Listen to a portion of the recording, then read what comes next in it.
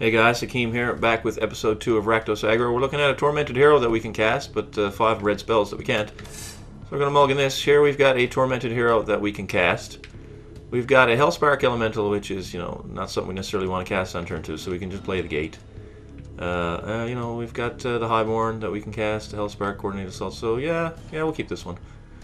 Playing against Raphael VXX01. Starts with Forest, and Elvish Pioneer is my prediction. No Elvish Pioneer coming out of the 77 card deck. Picked up another Colostria Highborn. We're just going to get Tormented Hero into play as soon as we can. And hopefully top deck a Swamp, honestly, so we can just get Highborn into play and start playing the gate after that. But we'll see. He's playing white mana now, so he could be on the token deck. But we don't see anything. Could be Raise the Alarm in our future. We see Pyromancer, but we're just going to attack here. And if Raise the Alarm hits me, then, well, Raise the Alarm hits me. That's all you can do. Okay, he doesn't, so we'll just put the gate into play and pass it over. And let's see what Raphael does on 3 mana.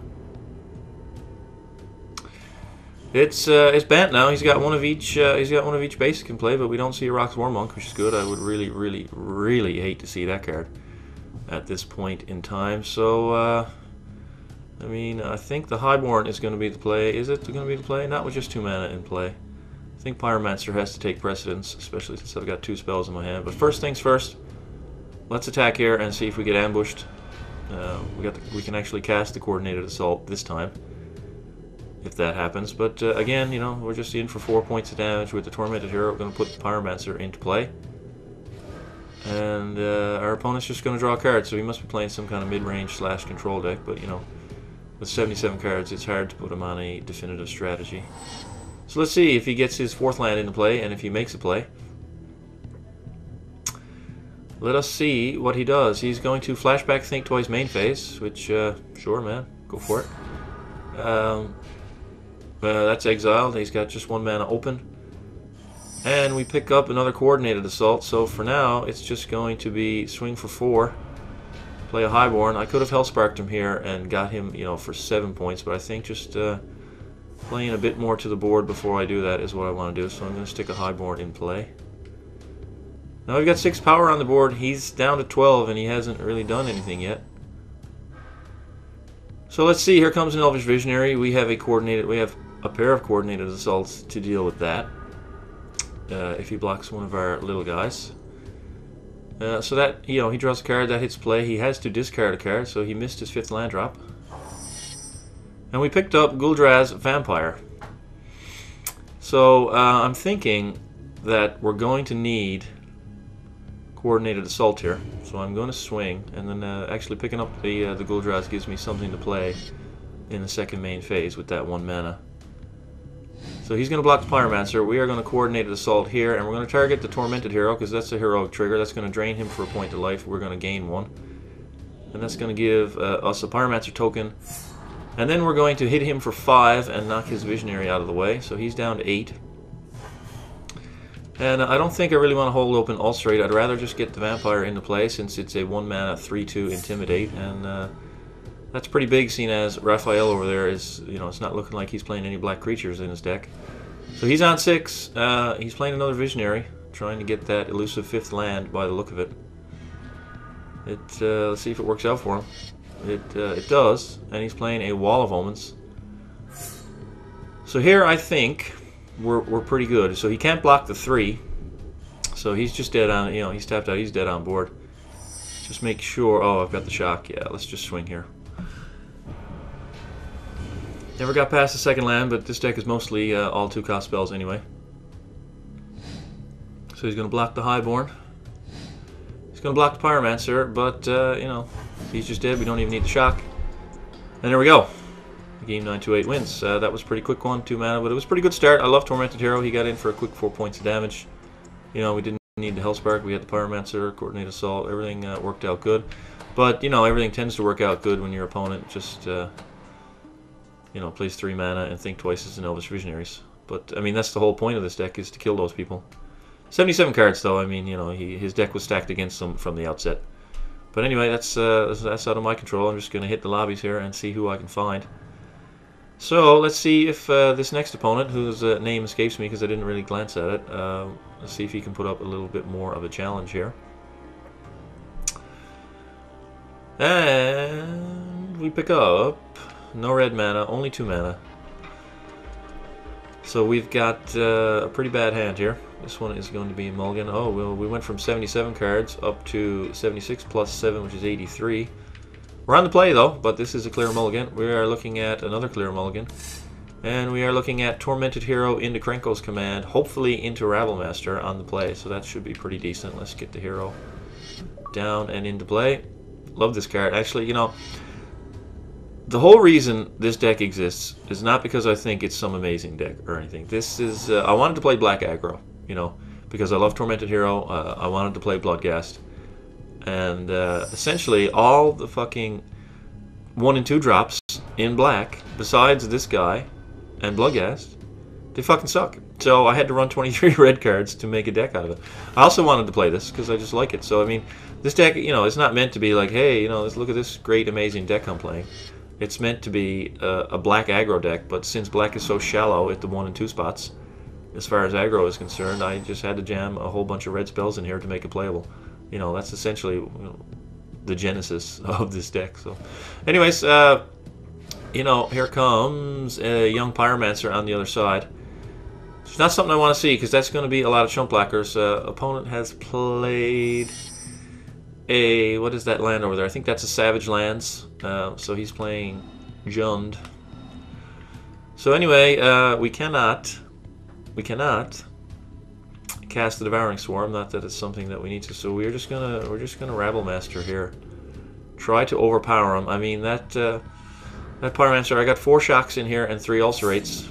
So would really like to pick one of those up as soon as possible. I'm obviously going to send everything at him because I know he's not going to block with the Pyromancer just yet. But once he starts generating chump blockers, that's going to be it's going to be a bit of a pain. So now I've got 2 cards in my hand that I can't cast. You know, the mana in this deck can sometimes go a bit funny. Now he's playing blue. He's playing 4-color Pyromancer. Is this a control deck? He's playing Resounding. Okay. Okay. The 80 whatever card deck that just puts everything in. I mean, I'm going to lose to it. You know. But we pick up a Coordinated Assault, which is good because now we get to blast that token. At the very least, because I know he's going to block the Tormented Hero with it. And we'll get a heroic trigger out of it and force through an extra point of damage. So let's Coordinated Assault here and here. Heroic trigger brings him to 12. Then we get 2 guys with first strike. He takes 2 damage to go to 10, plus the token dies, then he takes 2 more to go down to 8. But unfortunately, we don't have any more castable spells. So hopefully, our opponent can't trigger that Pyromancer because the chump blocking tokens are really going to be bad for us. He plays a Gutter Snipe. So come on, just give me a removal spell here, guys. Come on. Give me a removal spell. No, you know, at least I can play the Devouring Swarm now. At least I can play it. So I'm just going to bring everybody. I'm only going to lose 1 token because I highly doubt he's going to block anything else. I imagine the Gutter Snipe is going to block a token, but I've already showed him Coordinated Assault. He may be a bit wary of it. If I trade Tormented Hero with either of those cards, I'm going to be perfectly fine. So, you know, I traded a 1-drop for a 3-drop. I'm okay with that, and now I get a flyer into play. And he's on 5, so I've got enough juice there on the ground to sacrifice to hit him for 5 in the air. But let's see what he does. You know, he can cast removal in response to all my sacrificial nonsense. So yeah, losing the Rabblemaster was pretty bad. You know, at least we got a token out of it, I suppose. He's playing a Galvanic Juggernaut, and he's tapped out for it, so unless he plays land here, then he's just dead. Yeah, he's just dead. Alright, well then let's, you know, we'll just main phase all this and see if he quits or not once we show him what we're doing. 2 and 3. So that is a 5-power flyer, and we got to watch all the Galvanic Juggernaut triggers, unfortunately. So here we go, up to 4 power, Galvanic Juggernaut trigger, up to 5 power in the air, and yep, he's gone as soon as he realized that the flyer has 5 power. So he watched all those triggers unnecessarily. But, you know, whatever. Here you go, dude. 5 in the air. Yeah, Devouring Swarm's a bit of fun. You know, again, like I said earlier, this deck is... It's just because I wanted to play some of the black cards, and, you know, there isn't a black aggro deck in this pool, so I had to jam a bunch of red spells in there. Okay, I mean, Jesus Christ, 2 games, 10 minutes. I'll try to find a third one. See if we can get another one in. Alrighty. Playing against the fat stacks here tonight. But what are you gonna do? Here's serious cheat. Oh, I gotta be worried about playing against this guy. Okay. Okay, another thing I mentioned too, I had a long day at work today, so normally on Friday, when I take out episode 1, I let you know what type of alcohol I'm drinking, whether it's Canadian whiskey or beer. That's my Friday night tradition. But couldn't do it last night because obviously I worked at 7 o'clock this morning, had a long day. So tonight I've got some famous Newfoundland Screech. And that's my beverage of choice since tomorrow is the holiday. Alright, I'm on the play here. I cannot cast these 1-drops on the first turn because both my black sources enter tapped. But other than that, I think the hand is okay. I can cast this on the 3rd turn. We're going to keep it. Coordinated Assault is good. We're just going to play the gate here. It's unfortunate we can't get Tormented Hero into play on the first turn because, I mean, that's obviously what he's in the deck for, is to come out on turn 1. So Serious Cheat is playing 57 plus 7 plus 1. Hold on now. He's playing for Rika's Chosen. He's playing 65 cards by the look of it. So let us... We've got a Krinkos command. I could play that right now, but I think I'm just going to play Tormented Hero. And drop the Guildgate into play. So when I attack with the Tormented Hero there and offer the trade, I can Coordinated Assault to kill it and get a heroic trigger. But let's see what he does before we decide what we want to do. He's played, like I said, a Farika's Chosen, which is just... Oops, I played the last card. It's just a 1/1 Death Toucher. He's playing blue in his deck, so he could be playing some kind of discard thing. We could see a Brain Maggot. Home Scour? Are we playing against a Dimir Mill deck here? Okay, what do we flip up? Bloodghast is in the graveyard. Okay, I'll take that all day long. I will take the Bloodghast, a free Bloodghast, all day. We've also got a Hellspark Elemental. So I'm going to play land. Get the Bloodghast. I'm going to play... do I play Hellspark? Not yet. Not yet. I'm going to need the Coordinated Assault because I have a feeling he's going to block. So I need the mana for that. So let's just let's find out if we need that mana or not. Hellspark can wait till later. So here we go. Coming in for 2. Does he block? If he doesn't, that's even better. No, he doesn't. So I just get to play a Guldraz Vampire here and a Krinkos command. So I will take that for sure. And the next turn I can play Hellspark with Coordinated Assault. So here let's just go wide. Got 5 dudes on the battlefield. Got 3 mana. Hopefully we don't draw much more. Maybe I want to draw 1 more and hold it in my hand for when the Bloodghast inevitably goes down. So our opponent, yeah, he's Tome Scoured us. I'd like him to flip some Hellsparks in there too if he wants to keep milling me. Oh, he's casting a Mind Rot. Alright, well, we'll throw the Hellspark into the graveyard, obviously, and I'm going to keep this Coordinated Assault, honestly. Because get that Death Toucher off the field. He's probably not running too many creatures in his deck. So at least the Hellspark in the graveyard gives us a bit of value. We get to use it once. Picked up a land, so for now, let's just let's take the Hellspark out of here now, and let's just come at him. And send a ton of damage his way. And see what he wants to do with that Farika's Chosen. So here comes a pile of damage. He's just gone. Like, he's just like, no, I'm not taking it. Alright, so he's blocking the Guldraz Vampire, so I'm going to Coordinate Assault, get rid of that. And I'm going to target the hero, so that heroic trigger brings him to 17 and me to 21. First strike damage will take him to 14 and knock out the Chosen. And then we have 1, 2, 4, 7 to take him down to 7. And I'm going to sandbag the land, obviously, because we've got no need for it, and it's a potential way to get Bloodghast back out of the graveyard. He's at 7, so now this guy is 3-2, although the Intimidate not so great since we know he is playing black creatures in his deck. And Tidehollow Strix is a black creature, so it can block the Guldraz Vampire. But if it does, now he's playing a Millstone. Oh yeah, yeah.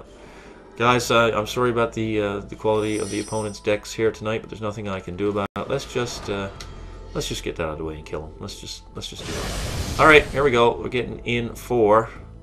Ding, ding, ding. We don't even need the goblins. Here you go, guys. 7 damage. to take him to exactly 0. I haven't got much more energy in me now for another game. You know, that's 15 minutes. It's 3 pretty quick wins. Yeah.